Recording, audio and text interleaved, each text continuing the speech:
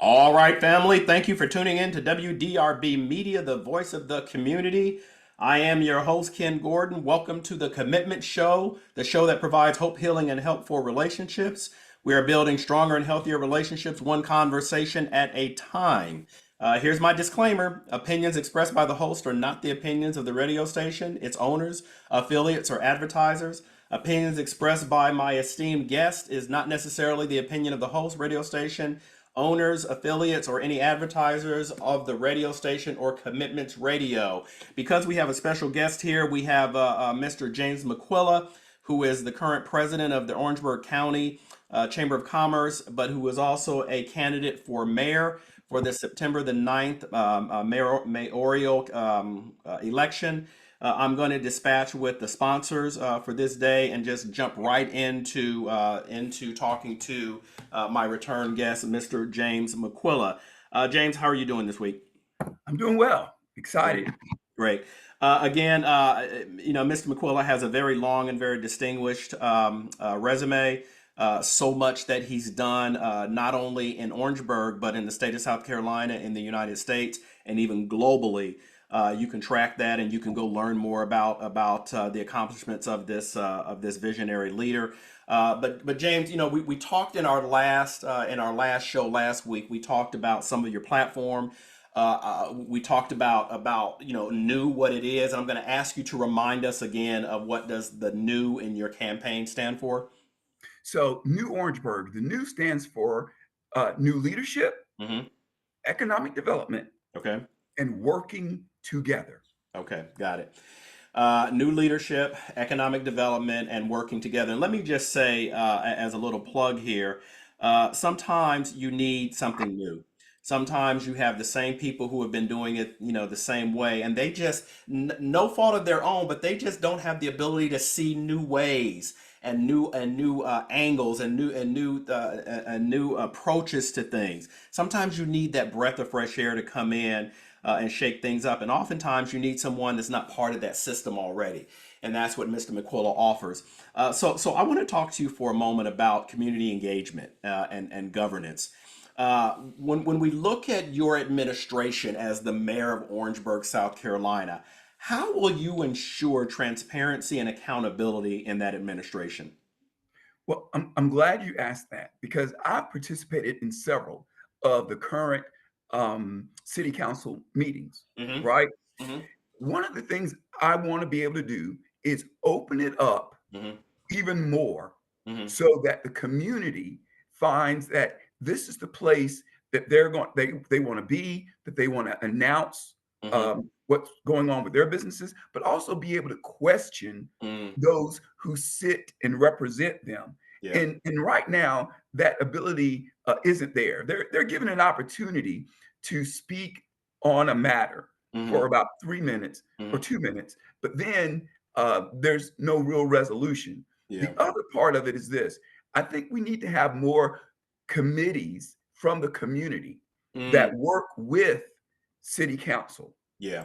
So again, so that because city council cannot be everywhere all the time. The Yes. mayor cannot be everywhere all the time. Right. But we need to be able to hear from the community more than just the two times a month that we meet.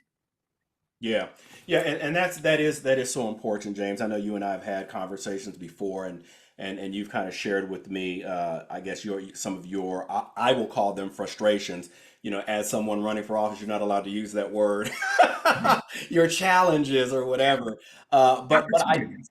I definitely hear your heart, and not even just wanting people to have an opportunity to stand up and talk, but actually coming back after they stand up and speak and reporting back on, okay, Mr. So and so, Miss So and so said this, and here's what we did about it. And I love your ideas, and I know for a fact that that's what's needed in the world in which we live, because people are tired of behind the door deals, and they're tired of deals done on golf courses and all of that. People want to know their tax dollars, how they're being spent, and how their elected officials are voting, and are they voting in their interest. So I applaud you on that, and I am sure just from my personal knowledge of who you are as a person and your integrity, which is incredibly high, and I've known you for 40 years. And you are one of the, when it comes to integrity, you're someone who has very high integrity. And I get to say that as a pastor, because as a pastor, I'm not going to just sit on here and lie for somebody for politics' sake. But that certainly is who you are. So when it comes to decision making, how will you involve the residents in the decision making process itself? So, well, I'm going to back up for a second. Not just the decision making, but in Okay. the doing, In the right? doing. Okay. I want the churches involved, and I have some things, a platform that talk about we have a homeless population Hmm. that's Hmm. growing. I Hmm. want to put a committee together Hmm. where the churches help us solve that problem. Yeah. Okay. We have a littering problem. Hmm. I want to get with some of the nonprofits that Okay. are in the area Okay. to help us go out and make sure that our city is Okay. cleaned, right? There's money in our budget that we might be using for outside entities to come into Orangeburg and do things that people in Orangeburg can do, and then the money leaves. Hmm. Well, I want to see that money circulate right here in the community. We're Hmm. going to find community members, Hmm. people who are involved, engaged, and are willing to work. Yeah. And then we're going to spend that money with them because it'll stay in the community and we'll still get these jobs done that they're capable of doing. That's really good. Good stuff. And for everybody out there, if you hear any other candidate talking about any of this, James did it first. He said it first on this radio show. So don't let anybody else take credit. One of the things about politics, because this is politics, right? Yeah. And working with people is how do you get along with people? And so one of the entities that you're going to, work with a lot is city council. There's always going to be other local leaders in your area that you're going to have to work with. How will you work with city council and other local leaders to get things done? Well, again, it's important that we all stay engaged. I have a motto, Hmm. and it's success is simple Hmm. when we work together, Okay. Okay. reminding people that as the leaders, we're the ones who listen to Hmm. those who need and we make it happen. Everyone can't be on city council. Everyone, the population can't come together and make all the decisions that have to be made. Right. We're chosen to do that, and they expect us to work together because when we work together, we will be successful as a collective. Okay. Okay. And then you talk about how everybody can't be part of council and whatever, and then you have the people who are kind of on the outskirts of that, the marginalized communities. Yeah. How are you going to engage them and address their concerns? Well, again, I see us as one community. I Hmm. don't see us as a Black community, a Hmm. white community, a Hmm. poor community, a rich community, Hmm. even a marginalized Hmm. community, Hmm. because we're all in the same boat. And Yeah. if you think about it, if the boat is sinking, just because you're on the high side doesn't mean you're not going to go down. Right. You're Right. going to go down. Right. So we all have to understand that it's important that even the least of us is listened to, engaged with, and helped because it will make all of us strong. We, as young people, we learn that a chain is Hmm. only as strong Hmm. as its what Weakest weakest link. link, Yeah. because that's where it'll break.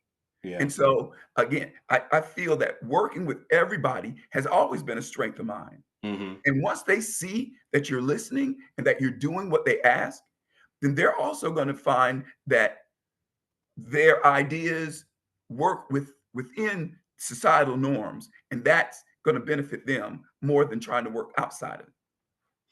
Yeah, so I like that a lot because I think you're absolutely right.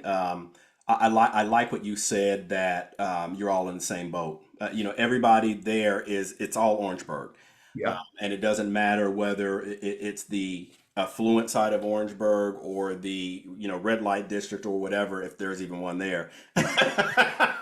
But you're all in that same boat together. So I like that line of thinking, and I applaud you for that. I also applaud you as a leader for not seeing people that are. I mean, I know you see them because you have to as a leader, but I like you for not labeling them, and I applaud you for that. And that's the kind of leadership that we need leaders that see you but don't label you. So I applaud you for that, James, as you prepare to run and win the position of mayor in Orangeburg. We're going to take a break, and when we come back, we're going to continue our discussion with James McQuilla, the president of the Orangeburg County Chamber of Commerce and a current candidate for the position of mayor in Orangeburg, South Carolina.